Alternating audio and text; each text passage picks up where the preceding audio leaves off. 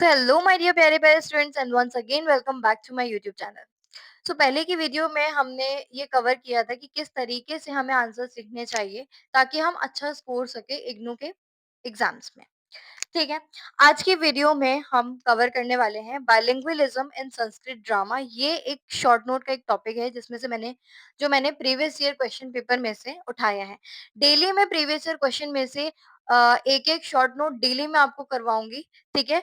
आज हम bilingualism in Sanskrit drama करेंगे, कल हम एपिक कर लेंगे, परसों हम नेक्स्ट टॉपिक उठा लेंगे, ठीक है? इसी तरीके से डेली एक-एक टॉपिक मैं उठाऊँगी, ठीक है? बिकॉज़ ये बहुत ज़्यादा इम्पोर्टेंट होता है आपके एग्ज़ाम्स के लिए, ठीक है? क्योंकि एग्जाम का जो सबसे पहला सेक्शन होता है उसी के अंदर सबसे पहले सेक्शन में ही आपको जो है ये शॉर्ट नोट दिए जाते हैं लिखने के लिए, ठीक है?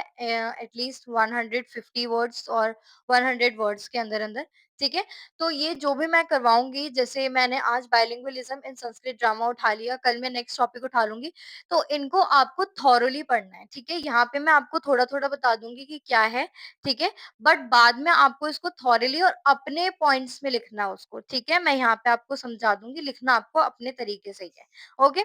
चलिए, तो स्टार्ट करते हैं आज की टॉपिक से that is bilingualism in Sanskrit drama. चलो, तो हम थे बाइलिंगुअलिज्म इन संस्कृत ड्रामा।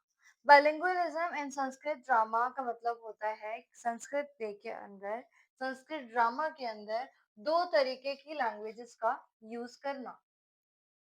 ठीक है, 2 तरीके की लैंग्वेज का यूज़ करना that is called bilingualism in Sanskrit drama. अब इस संस्कृत ड्रामा के अंदर जो 2 लैंग्वेजेस का यूज़ होता था, वो 2 लैंग्वेजेस कौन-सी थी? Sanskrit and the second one is Prakrit, ठीक है? सबसे पहले तो अगर किसी को स्क्रीनशॉट लेना है, तो ये स्क्रीनशॉट आप लोग पहले ही ले लो, ठीक है? मैं साइड हो जाती हूँ। बिकॉज़ ये सब आपके क्वेश्चन पेपर में पूछे गए क्वेश्चन्स हैं, ठीक है? तो इसको स्क्रीनशॉट ले लेना, इट इज़ इम्पोर्टेंट। ओके, तो आई थिंक आप सभी ने स्क्रीनशॉट ले लिया होगा, ठीक है? चलिए, बढ़ते हैं नेक्स्ट। देखिए, बाइलिंगुअलिज्म इन संस्कृत ड्रामा मैंने बताया कि बाइलिंगुअलिज्म इन संस्कृत ड्रामा का मतलब था कि किसी भी संस्कृत ड्रामा के अंदर 2 लैंग्वेजेस का यूज़ करना दैट वाज़ संस्कृत एंड प्राकृत। अब ये जो है इसकी वजह से संस्कृत एंड प्राकृत लैंग्वेज की वजह से बेसिकली क्या होता था वहाँ पे जो प्रीस्ट लोग हैं, जो किंग्स हैं, वो यूज़ करते थे संस्कृत लैंग्वेज और जो लोकल लोग थे, जो वुमेन्स होती थी, जो वहाँ के कॉमन पीपल होते थे, वो वहाँ पे जो सर्वेंट्स वगैरह थे, वो सब प्राकृत लैंग्वेज का यूज़ करते थे। ठीक है?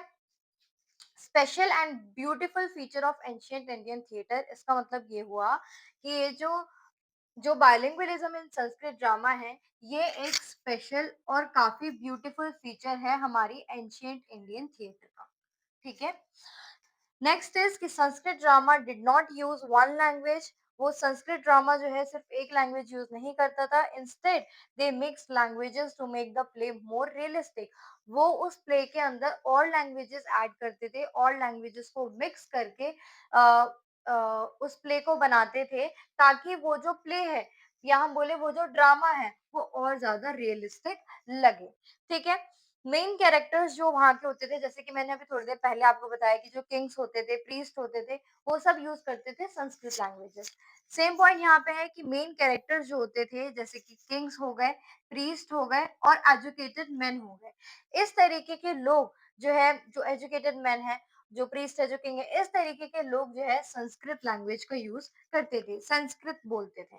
ठीक है? जिस तरीके से आज हम देखते हैं हमारी सोसाइटी के अंदर क्या होता है कि जो बड़े-बड़े लोग होते हैं या माना जाता है कि जो काफ़ी एजुकेटेड लोग होते हैं, वो इंग्लिश का यूज़ करते हैं, ठीक है? और जो कॉमन लोग हैं, वो हिंदी बोलते हैं, ठीक है? इसी तरीके से यहाँ पे भी था, जो एजुकेटेड मेन थे, जो प्रीस्ट थे, जो किंग्स थे, जो बड़े-बड़े लोग थे, वो संस्कृत का यूज़ करते थे और उसके अलावा जो कॉमन पीपल थे, वुमेन थी, सर्वेंट्स थे, कॉमन पीपल थे, वो सब यूज़ करते थे प्राकृत का, ठीक है? और ये जो संस्कृत लैंग्वेज था, ये लैंग्वेज जो है उन लोगों के लिए जो हाई क्लास पीपल थे, उनके लिए काफ़ी ज़्यादा प्योर, सूटेबल और क्लासिकल माना जाता था। ठीक है? द फेमस राइटर कालिदासा, अब कालिदासा के प्ले में हमने देखा जो कालिदासा हमारे राइटर हैं, उन्होंने अपनी प्ले के अंदर ये चीज़ बहुत अच्छे से दिखाई है कि किस तरीके से संस्कृत और प्राकृत का एक संस्कृत ड्रामा में इन 2 लैंग्वेजेज़ का यूज़ होता है। जैसे कि उन्होंने क्या दिखाया कि जो हमारे किंग थे दुष्यंता, उन्होंने संस्कृत लैंग्वेज यूज़ की, ठीक है? और वहीं जो हमारी शकुंतला थी और उसकी जो फ्रेंड्स थी, वो लैंग्वेज यूज़ करती थी प्राकृत। तो इस चीज़ को, इस संस्कृत ड्रामा के अंदर 2 लैंग्वेजेज़ का यूज़ कैसे होता है, इस चीज़ को जो हमारे फेमस प्लेराइट है कालिदासा, उन्होंने अपनी ड्रामा अभिजनाना शकुंतला में दिखाया था, बताया था। किस तरीके से दिखाया था कि भाई किंग दुष्यंता है, वो संस्कृत यूज़ कर रहे थे, संस्कृत बोलते थे और जो शकुंतला है वो शकुंतला और उनकी जो फ्रेंड्स है वो प्राकृत यूज़ करती थी। ठीक है?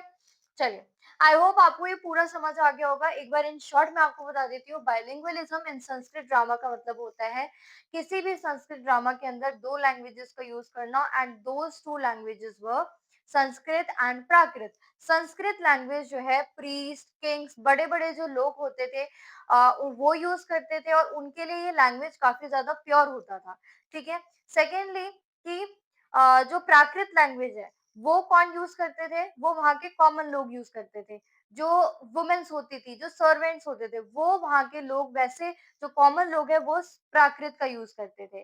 थर्ड थिंग इज़ कि इस चीज़ को बहुत अच्छे से किसने हमें दिखाया है? कालिदासा ने हमें दिखाया है अपने प्ले अभिज्ञान शकुंतला के थ्रू। उन्होंने उसके अंदर दिखाया कि संस्कृत प्लेराइट जो संस्कृत हमारा ड्रामा होता है उसके अंदर 2 लैंग्वेजेज़ का यूज़ होता है।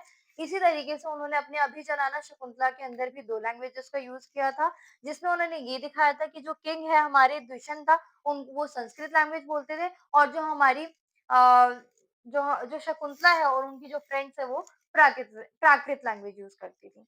ठीक है? तो समझ आया कि ये पूरा क्या था? बाइलिंगुअलिज़्म इन संस्कृत ड्रामा क्या था? आई होप आप सभी को समझ आ गया होगा। फ्रेंड्स आज के लिए इतना ही और मिलते हैं हमारी नेक्स्ट वीडियो में।